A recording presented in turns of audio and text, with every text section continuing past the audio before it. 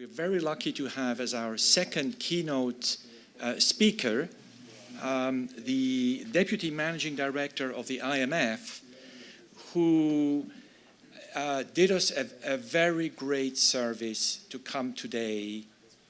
He went out of his way. He had meetings all weekend yesterday, and he's able to come here today because the IMF postponed their retreat by one day, and he had special permission from Christine Lagarde. And thank you so much to be joining us today. So let me briefly introduce Tao Zhang, who is the Deputy Managing Director at the IMF since August 22nd, 2016. His timing couldn't have been better. Right in the middle of the electoral campaign and with all the developments. Prior to that, Tao Zhang was Deputy Governor at the PBOC, and prior to that, he was the Executive Director for China at the IMF from 2011 and 2015. He's had long experience, a long career in multilateral development, in the multilateral development bank world. He was at the World Bank from 1995 to 1997, and then at the Asia Development Bank from 1997 to 2004. He holds a master and PhD in international economics from the University of Santa Cruz and a bachelor in electrical engineering and master in finance from Tsinghua University. It's really a great pleasure, and thank you so much for going through all this effort.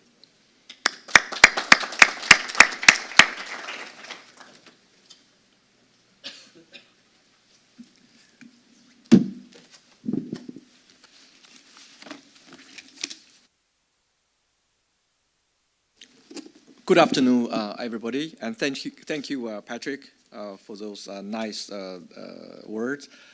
And of course, once again, thanks, Patrick and Yan, inviting me to Columbia to attend this conference. It's my honor to speak in front of you. And of course, I know this is coming to the end of the day. I don't, really want to burden all of you with a whole bunch of the debates, like who represent the best of the United States and who is the best regions here. It would be very nice if I could have returned to DC in less than 1 hour by speedy trains instead of the 3 hours tonight. So, nonetheless, in the interest of the the procedural formalities, I wouldn't deliver the keynote speech, but I would like to share with you a couple of the key footnotes to the conference, what we have learned so far. Okay, the first footnote, of course, is simple. We just arrived from here, just finished off this 2017 IMF World Bank annual meetings. Of course, I want to share with you, of course, the first footnote messages is, of course, for a long time we have seen, the disappointment in terms of the growth. Finally, we have a broad-based global recoveries. However, we have a lot of issues we have discussed here today. Is the climate change and everything. We finally have a global recovery, so that's good. So we should celebrate among ourselves, among of the mood. Certainly need to be upbeat, and particularly this is we come a long way. This is the 10th anniversaries of the years since we entered into the this global financial crisis. But of course, Martin early on elaborated. There's the challenges and so forth, including the sustainability of the growth, including the increasing inequalities and etc. And more important, don't forget we just a little step away from the record low of the growth, which a record in 2016, 3.2% is record low in most recent histories global. So there's certainly no room for complacency. So that's my footnote message number one. Okay, now the second footnote message is, of course, we're talking about the medium-term challenges.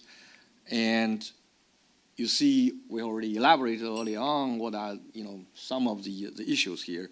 Let me briefly touch upon a few, if you want to refresh your memories. Okay. Yes, from a historical perspective, global growth of 3.5% is weak, and I have already touched upon since 1960, during the past 50 years, the average growth globally is around 4%. The problem is that can we move a little bit higher? Yeah, 3.2 is the lowest. Can we go a little bit higher? That's a question. I think Martin, during the lunchtime, touched upon this briefly. As the world shifting to a more lower carbonized growth, are we shooting for average 4% above or what? And so that's that sort of issues. And of course, the lower global growth on one hand. On the other hand, you have encountered a number of other countries which have not yet joined recoveries. Yes, we are saying 75% of the global GDP is recovering, measured by, PPP GDP. But in terms of the number of the growth, number of the countries who encountered slower or flattening growth compared with last year's in per capita GDP terms, we have around the world 40 to 50 countries still struggling. So that is something we have to pay attention to it. Yes, there are smaller weight in terms of GDP, but most of them are in lower income countries. Many of them are small island economies, and they are very much vulnerable to commodity price shocks, vulnerable to climate change, natural disasters, these type of things, and that will create a big social concerns around the world. So, another thing which has come to our point today is I try to run the risk of preaching to all the choir that the macro benefit of infrastructure investment, of course, obviously is huge, and needless to say, everybody know infrastructure is behind the long-term growth things we have observed during the last 70 or at least 50 years, no doubt about it. And recent experiences is, we talk a lot the Chinese experience. But whether or not that can be copied or replicated around the world, and a lot of people raise the questions, what's wrong now? We can do it in the United States 50 years ago or 100 years ago. Chinese can do it 30 years ago. Why not now? We cannot do it. So that's come out to my third footnote. We have even more sort of constraint on the aspect of climate change. climate change actually is not just faced by lower, income countries. It is a common challenges faced by the entire global community. Of course, we all talk about the green infrastructures, green financings, mainstreaming the climate change, and so forth. And of course, you may be wondering. I noticed throughout the day, everybody's talking about private sectors and the market and even MDBs, multilateral development banks, and we're talking about regulatories, the agencies, policies, and nobody mentioned IMF, right? Why we are here? Why we IMF talking about these issues? Is there anything to do with us? Obviously, we care about the macro implications in terms of the stabilities and the growth potentials. We have witnessed, the climate change had a toll on growth. And early on, I raised the questions to Martin that, are we faced a dilemma or what? Martin's answer is, no options. You have to go for growth, but at the same time, you have to go for low or no carbonized the impact.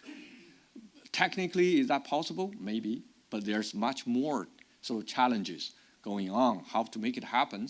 Market, political, or even in terms of the institutional. So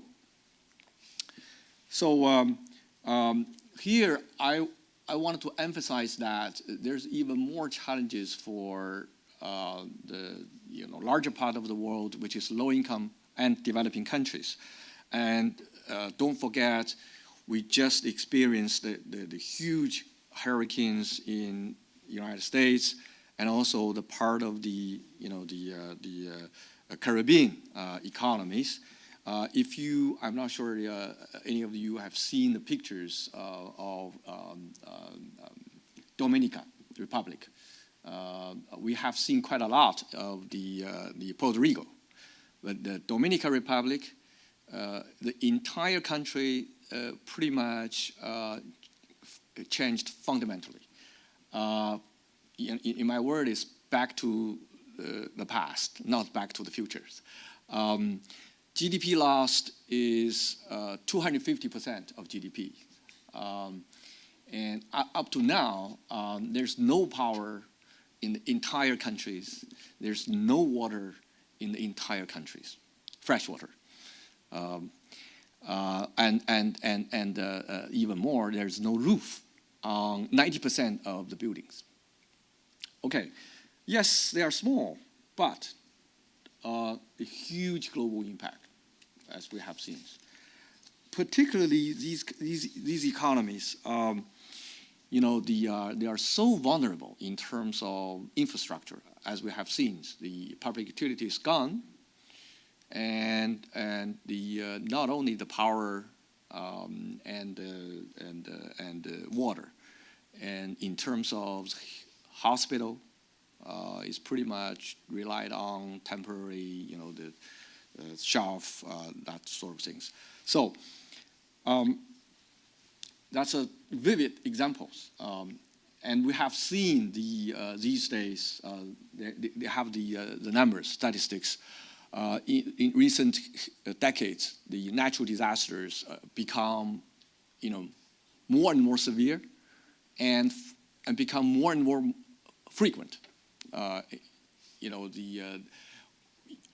Just using Caribbean example once again, 2 years ago, we had hurricanes, and last year we have hurricanes hit Haiti, and this year we have, 2 hurricanes, the Maria and Irma, and we were told we're not yet finished this cycle of the hurricanes.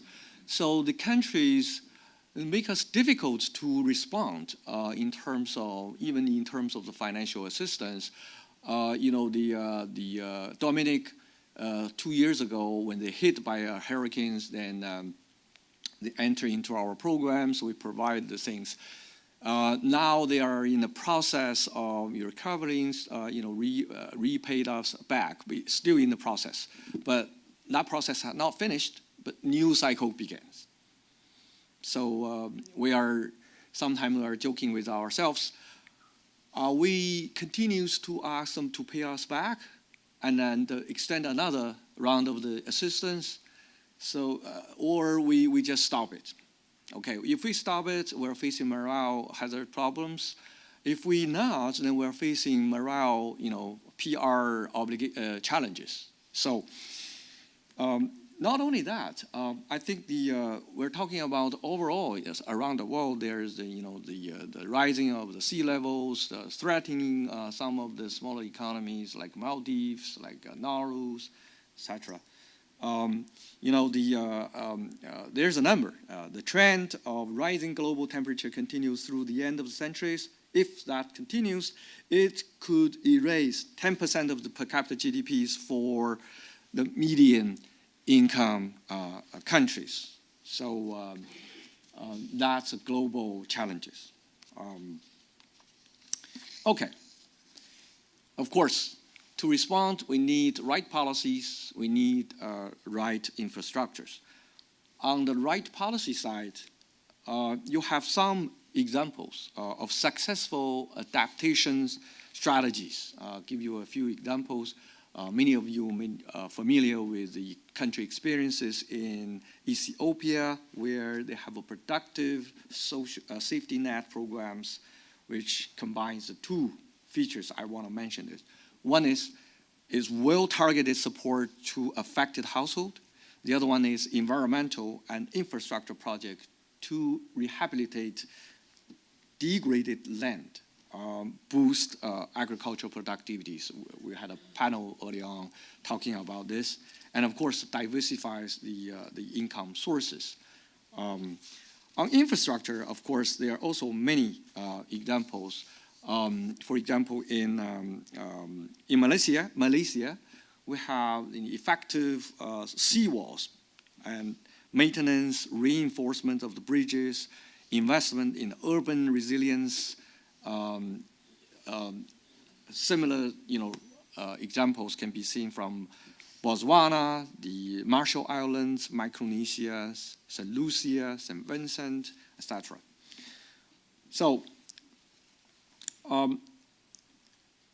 that's what we have. And of course, we just came out from the annual meetings last week. We have some participants talking about the green bond as we are discussing today. The general sentiment is that the cost of non-actions or inactions, if you don't do anything, the cost is much higher than if you do something. Maybe we can make mistakes, but it's better to hurry up to take some actions. And of course, the green bond currently is everybody recognize that it could be a quite instrumental to mainstreaming the climate change implications down the road. But regardless the purposes, the investment, either it is growth enhancing or risk reducing, we cannot get away from the financial management strategy. Why? There's the issue, someone early on talking about the local capacities, particularly institutional capacities. But here we're talking about the result. One of the results is whether or not you have your, the physical or debt sustainabilities. And this is not only applied to low-income countries, advanced countries as well. Earlier, Patrick had the short answers why this now is different from 100 or 50 years ago. We have, across the board, the rising government debt. And this country is a huge debate on whether or not we should raise up the debt limit, right? And of course, the across the board in the developing countries, particularly this year, I mean now, we have seen the rising debt for many emerging markets, including, we're talking about U.S., China as well, right? China, everybody talking about rapid growth of credit. Luckily, the public sector, particularly the budget, deficit is low, so government liability is low. The majority of the debt is pretty much within the corporate sectors. But overall, the country is still under, few 100% of GDP, depending on how you measure it. So the general figure is the public sector's debt in low-income country has increased 10% of GDP in the last 3 years, so very rapid. And even more challenges, for whatever reasons, we are now seeing quite a number of the large amount of the private liquidities in the market and public liquidities. So at the same time, the countries are eager to issue bonds, even though they have higher and rising debt. Many of the countries, including, for example, Ukraine, were able to issue bonds. Okay, they are in the IMF program, but they are now be able to issue the bonds. And we are providing advice to them. It should be, prudent, cautious, and they are coming back. Why should I? The rate is low, and I can access to my market. So I leave the question to all of you what to do. And even more these days, not only issue the sovereign bond, and the creditor side, there are many players, official creditors, Paris Club creditors, which is many of the MDB are involved. And there are also quite a number of the non-Paris Club members now play the major role. And not only the concessional loans play the role, and also non-concessional loan increased quite a lot. So we are facing a changed entire landscape in terms of the creditors' compositions. So why I mention it? Because when the financial conditions is tightened, where we can see this possibility is coming, and rising sort of capital cost, that will tremendously change the landscape of, in terms of debt burdens for the borrowing countries. And next question is, are we prepared?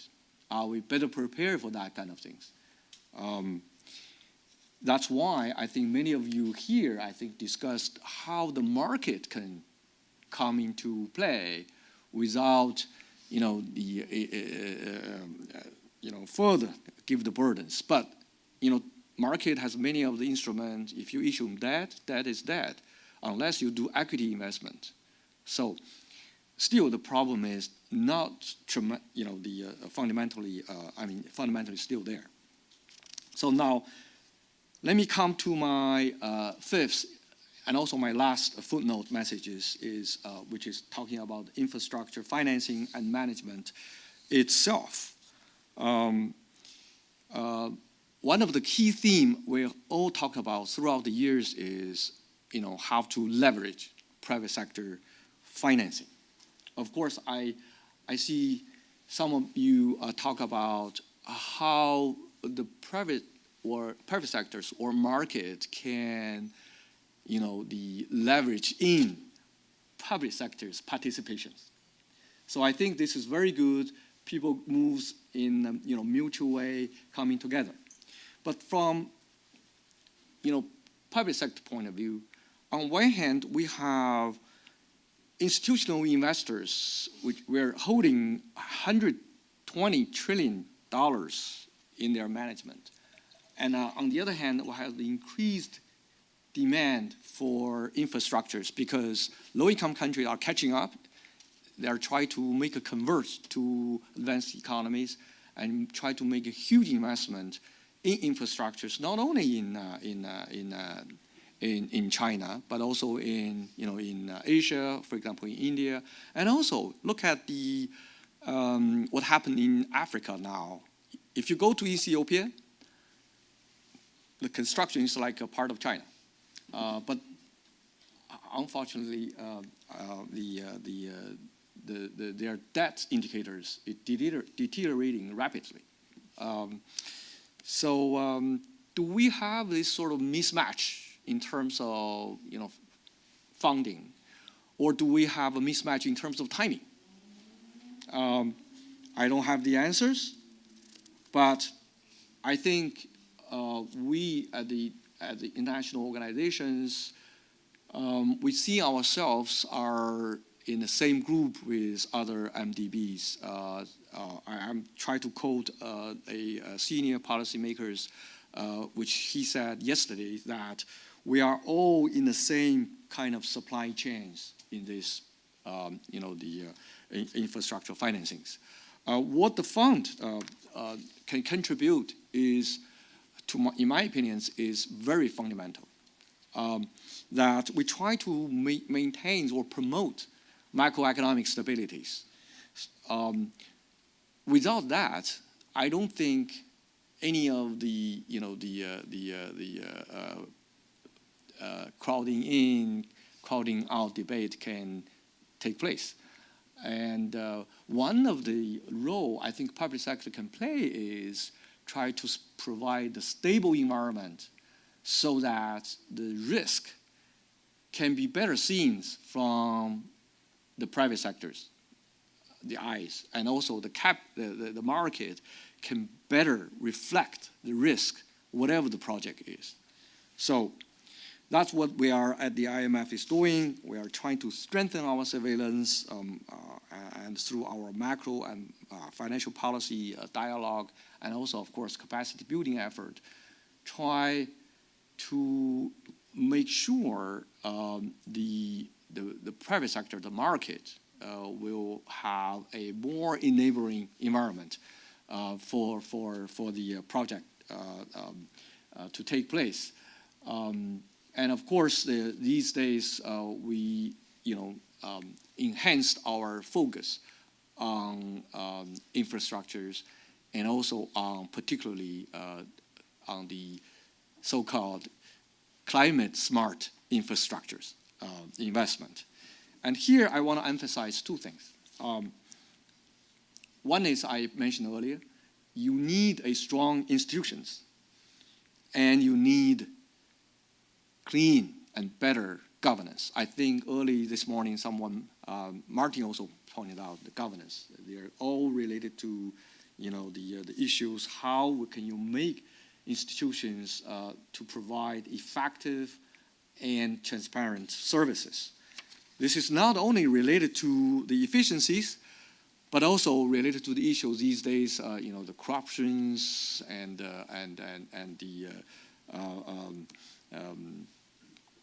the transparencies. We have done many studies, effort, and past experiences in both advanced countries and low-income countries already tell us without adequately addressing these governance issues, none of these infrastructures project will become successful. And we talk about a lot PPP, and I have to say a little bit words on the safe side. It's not easy. It's all depend on the details. Then PPP can get involved, many of the prolonged process, which if not handled properly, then there's many sort of chances for rent seekings, for kicking back, you name it. We have seen it in the past in Africa and also in Asia. I think that's not strange to all of us. So I think my time is running out. Then let me just briefly mention what the fund, what is the new things to the fund. So the fund recent years launched something called the Infrastructure Policy Support Initiatives, try to provide a policy sort of support, providing a proper policy framework for particularly our developing countries. Now the initiatives already covered 29 countries around the world. The purpose try to explore the synergies from the better domestic revenue mobilizations and better public spending management, and of course the better public partnerships. Early on, someone mentioned it, the importance of what to spend. Right? It's not an issue, just an issue of money. It's related to how would you spend your money. And I think this is issue not only the low-income countries, also apply to the advanced economy. In this country, we also debate what to do with our budget adjustment. The adjustment. On one hand, you want to have a tax reform. On the other hand, it's more related to the budget. So there's a huge debate on that. I think that's no secret on that. And before I conclude, I want to mention that we just launched a concrete programs which is under the initiatives also related to the G20 initiatives, which is we call the Compact with the Africa. This is a group of the Western African countries try to work as a comprehensive package, including infrastructure packages, try to close the infrastructure gaps for particularly try to crowd in the private sector investment. As we're speaking now, the delegation is still trying to firming up what is the concrete measures. I participated in the discussions yesterday. I think at my levels, management levels, I think the staff is working on it right now. So we very much hope that this can work as a showcase later on to serve, the specific need for these low-income Western African countries. So, with that, let me stop here and thank you once again allowing me to speak in front of you, and it's really an honor for me to share my thought with you and learn, of course, all of you from the discussions and presentation today. And thank you very much. Hello, I'm Landry Signé. Thank you for your outstanding presentation. In terms of infrastructure, and it's probably a broader question, especially in developing nations, why do you think that despite the acknowledgement of the solution, we all know what are the solutions, how will you explain the gap between the intentions and the goals and the final outcome? Okay. I don't think anybody have a complete answer to that. But the simple answer is, it depends on which countries. We're talking about the gap.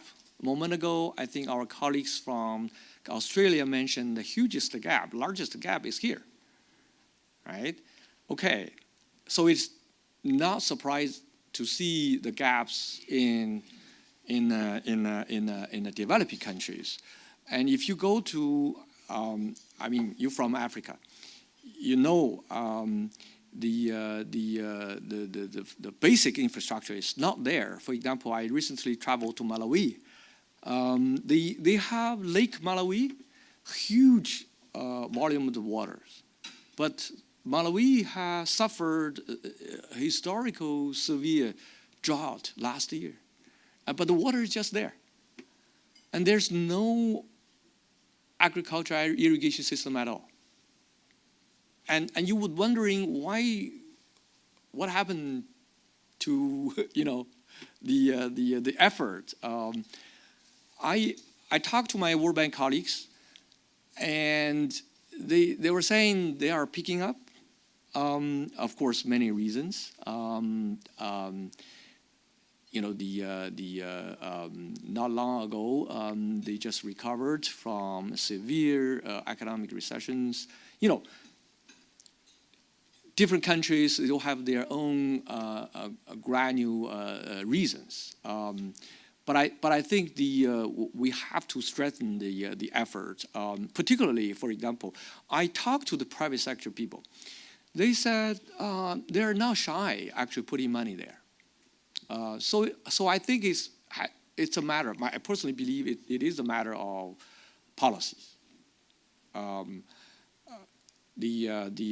of course the people worried about the returns, and I think the market will have their own assessment, but still they are the lack of the building up the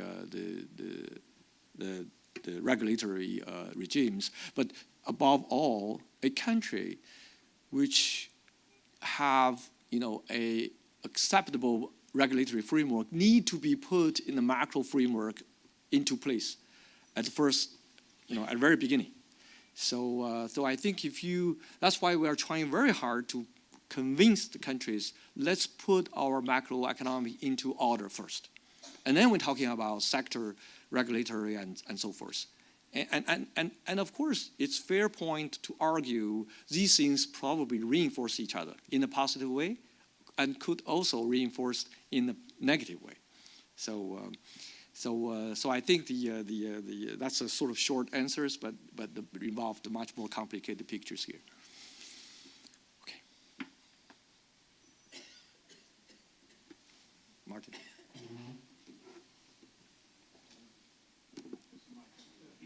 Here. This is a relatively narrow question. I've just written something on the basis of your interesting chapter in the World Economic Outlook about climate and poor countries. And you mentioned the Dominican Republic issue. It raises the question of how far insurance arrangements could help. So this is, it's quite sharp. We assume we're going to have these disasters. They're going to get worse because of climate change. They will hit certain countries on a probabilistic basis hard, and we know roughly who they are, but they're not going to be hit every year, probably, please God. Now, is this an insurable risk? Obviously, within a country like the US, there's a combination of private and public insurance, as I understand it. Flood insurance, which is public, there's lots of distortions, and private insurance. And so that helps them cope. There are clearly problems with insurance because it's so obvious who's going to get hit, but they're not always going to be hit all the time. You might imagine a combination of subsidization by wealthier countries plus an insurance system. What do you think about this issue, and what is the role of institutions like yours and the World Bank and other development institutions in supporting that sort of arrangement? I remember Bertrand Badré, who used to be at the World Bank, was very interested in this. What is your current state of thinking on this question, which sort of seems to me quite interesting and important? Okay, thank you, Martin, and I know you are well informed.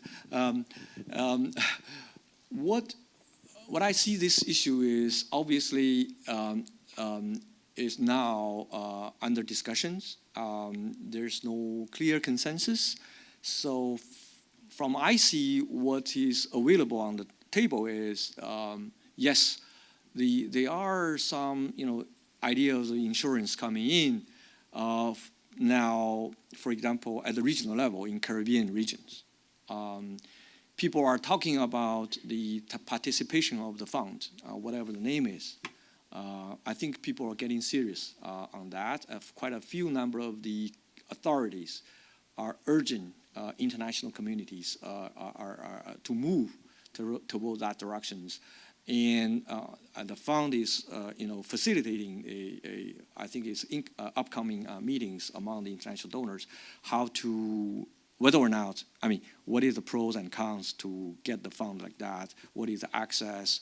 And of course, this is on insurance. And on the fund side, we also try to, we keep on, upgrading our facilities. But one of the ideas close to what you just mentioning is whether or not we should have a pre-set of sort of mechanism. So regardless which countries, get involved the disaster like that, then they're automatically into a sort of safety net, whatever the safety net is, be it involved money or something else. So these are sort of ideas on the table, and also someone proposed that whether or not you should have a state contingent debt instrument, which allow the countries who experienced such a disaster to move forward with that kind of instrument. Then the market may have a response. So all these things are on the tables. I don't think there's any consensus now. Yeah, Manuk. If I may, the World Bank has the CAT-DDO, Catastrophe Deferred Drawdown Operation, which is exactly designed for that. It could be stronger if you had managed to make it broader than simply the Caribbean. But the satisfying solution was to create the safety net. There is an issue of incentives at the country level, which is very hard to tackle individually, which is the following. Is this an asymmetry? It happened concretely. One minister of one country in the region, Central America in fact, that was sued because he paid for an insurance like this and nothing happened. And then he was accused of misusing resource. So given this asymmetry, only a collective solution is possible. So far, we have the CAT-DDO, but it's small. But the way, the path is clear. There exists the instrument, but it needs to be boosted, financially speaking. Yeah. Thank you, Manu, for the comment. Yeah. One last question.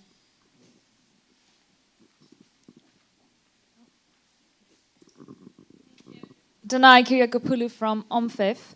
My question is about the balance between maintaining fiscal discipline and supporting infrastructure investment initiatives. In the case of Asia, for example, many countries that were hit by the Asian financial crisis then focus very much on fiscal discipline and are now very resilient economies, but at the expense of infrastructure. They have a very big infrastructure gap now that the Asian Development Bank estimates at 26 trillion between now and 2030. Looking forward, infrastructure is now the buzzword, but how do we make sure that we don't get carried away and that it doesn't go at the expense of fiscal discipline, which is very important for stability that the fund cares about? Thank you. Thank you. I think this is, the legacy issues we're always facing, the trade-off. I think bottom line is you need fiscal disciplines. As we discussed throughout the days, you need to have, better or maximum degree of the fiscal disciplines in order to make sure your money can be properly allocated, particularly from the public sector point of view, not only because they are the taxpayers' money, but also because these money will be used in a quite limited way that, for example, leverage the private sectors and taking care of the risk where the private sector normally they don't get into. But yes, you've got a point that what if there is an immense need in the near term and wouldn't be allowed you to loosen up the fiscal disciplines. So that's a tough call. And if it is, like natural disasters, for example, quite urgent. Post-war rehabilitations, quite urgent. But even there, I think you need the fiscal disciplines. But the purpose is now try to prevent the money going into the sectors. The fiscal discipline, the purpose is try to facilitate and better facilitate the fund moving into the sectors. So I think the trade-off can turn the table around into the question that, okay, how would you make sure the fiscal discipline can help the fund flowing more into the sector needed? So I think now people are trying in various forms. I think Fred is talking about the risk penetrating. Let the market find the risk, but at the same time, so working together with the private sector, I think to me, it's a quite positive way to move forward. Okay. Thank you very much. Thank you, Patrick. Let me keep my concluding comments to just a few remarks, very few remarks. I know it's been a long day. It's been a fascinating day. I've learned a lot. I would like to thank all the panelists and the keynote speakers for extremely high level and informed discussion. Now, you might walk away from this conference feeling a little bit ambivalent, not quite thinking where we are, what to think. And there may be some good news and then maybe some bad news. So let me start with the bad news. I think the bad news was definitely strongly reflected in Martin Wolf's remarks over lunch. There is a sense of urgency that unfortunately we need to all have at a much higher level. I think here we have a group of people who are sold on the concerns, on the climate risk, but despite our successes, many of us, we need to do much more at much faster rate. So I think that's the bad news. The good news is, I think, from the discussions we've heard today, we're seeing a paradigm shift in real time. If you think about, just to put this a little bit into historical context, just barely 30 years ago, we had collapse of the Soviet Union and central planning, and it was all about how, well, point proven, we were discussing planning versus markets won, end of story. Let's go to the limit. Let's privatize everything. That was the Washington consensus. We're very far from that today. And what has come into the mix is climate change and the realization that climate change is for real. It's a major material risk for everyone. And it's a problem that is too big to be dealt with by governments alone. I think that's what we learned from Paris, why Tokyo failed and why Paris was a success. But it's also a problem that markets alone can't solve. And you need alignment of markets and government. And I think every single panel reflected that today. Let me start from the last panel. What I took away, which I thought was very interesting, is the new initiative, the TCFD. Who would have thought about that even 3 years ago? Who would have even thought about the fairly, this was a very civilized and very polite panel, but we shouldn't underestimate the big fights that have taken place with respect to Exxon. This was a major change. And so that, you know, that's a very strong example. And then Cynthia made I thought, a very insightful comment in passing, saying, yeah, so this is a voluntary effort. It's a market initiative. It's, you know, pursuing a process exactly the right way. But ultimately, I think it's you who remarked that, FSB and G20 will take over, and this will lead to regulation. So this is an example of an alignment of a market initiative and government. And then we've heard other, you know, we've heard the alignment going in the other direction.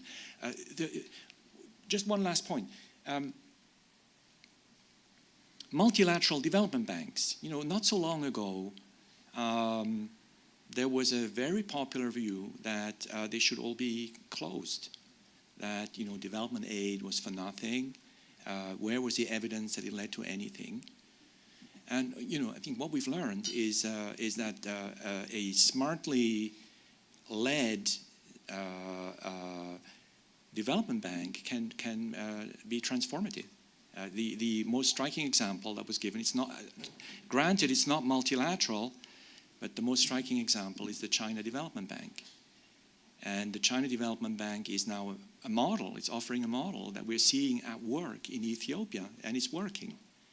And so now we have suddenly a new mandate, a new business model, if you want, for multilateral development banks. I think that could be scaled up enormously. Let me just say one last point about that, how it could be scaled up. So I was really struck by you know, my visit at the China Development Bank by the idea that it took extremely seriously inside China, and that was the idea of strategic planning. So China Development Bank has offices all over China, regional offices, and they're doing strategic planning in identifying new infrastructure projects that become, quotes, bankable if you think of them in a plan. And I think multilateral development banks need to take that direction. They need to think of the origination. We've heard again and again, there's a lack of origination of infrastructure assets. I think part of that is a lack of vision and a lack of strategic planning. Once you start thinking on multiple countries, how you plan one investment to another, lots of investments become bankable. So I hope that that will be the next topic of the next conference. Thank you very much for staying here.